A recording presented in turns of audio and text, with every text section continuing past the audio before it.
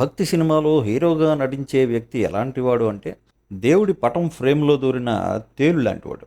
కాసేపు వ్యక్తుల గురించి హీరోల గురించి పక్కన పెట్టి ఆ పటంలో దూరిన తేలు గురించి మాట్లాడుకుందాం. మీ ఇంట్లోనే ఒక దేవుడి పటం ఫ్రేమ్లో తేలు దూరిందనుకోండి, ఎంతటి ఇరకాటమైన పరిస్థితో ఆలోచించండి.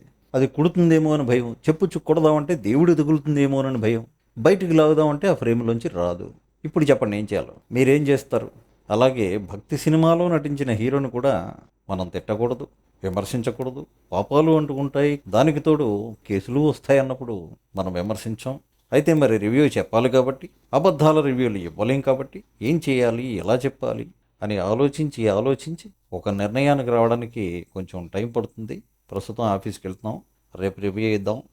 షిర్డీ సాయినాథుని దయవల్ల, సారీ ఇప్పుడు దేవుడిని మార్చాం, కాళహస్తీశ్వర స్వామి దయవల్ల సినిమా బాగుండాలని, రివ్యూ బాగుండాలని కోరుకోండి. అదేంటి మీరు సినిమా చూసాకే కదా రివ్యూ ఇస్తున్నారు, సినిమా బాగుందో లేదో ఇప్పుడు చెప్పేయచ్చు కదా అనకండి. సినిమా బాగుంటే రివ్యూ బాగుండకపోవచ్చు, రివ్యూ బాగుంటే సినిమా బాగుండకపోవచ్చు. మేము అసలైన సిసలైన మంచి సినిమా ప్రేమికులం. ఎవరిని ద్వేషించం, ఎవరికి భజన కూడా చెయ్యం. బాగున్న చోట మెచ్చుకుంటాం, బాగోనిదే తప్పు పట్టి తీరతాం.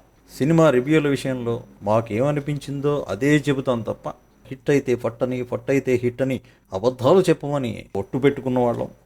మరి ఇంతకీ ఈ సినిమా హిట్టా, ఫట్టా, ఒట్టు, గట్ట? మా ఒట్టు ఒట్టుగానే ఉందా? ఒట్టు తీసి గట్టు మీద పెట్టాల్సి వచ్చిందా? వేచి చూడండి భక్తులరా. జై కన్నప్ప. తిన్నాడు సామాన్యుడు కాదు. మరిన్ని మంచి వీడియోల కోసం సబ్స్క్రైబ్ చేయండి. సోషల్ మీడియాలో మమ్మల్ని ఫాలో అవ్వండి.